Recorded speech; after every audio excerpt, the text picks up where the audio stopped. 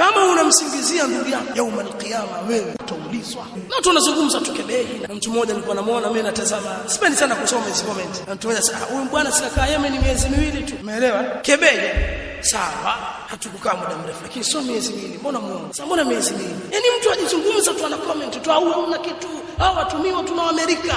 Wewe ukiyaumul qiyama ukiulizwa, Muamerika gani anatutumia sisi? Muamerika ataamrisha tauhidi, Muamerika anahitaji da'watu salafia, watu wamfuate mtume, wavae kanzu, waeke ndevu. Muamerika gani mtu anatutumia sisi jamani? Sasa tunakwambia tuna mahela, basi tupata tabu zote, tuhangaika, kumbe Muamerika atutumia jamani. Watu wanasimamia miradi ya mbu tu ya malaria, tunaona na magari ma DFP yale, watu wanatumia tu miradi ya mbu tu, watu wana maisha mazuri. Sisi tunatumika na Muamerika kwenye jambo kubwa kama hili. Hali ndio hizi hapa. Abu Amana alikuwa changisha mafuta ya petroli, tara generator laweza likatika, umeme ukakata, mafuta ya petroli tuchangishana, afu Muamerika tutumia. Mtu andika tu yaumul qiyama, wewe utaulizwa. Usione masahara tu una comment, iko siku utakufa, utafufuliwa, utaulizwa.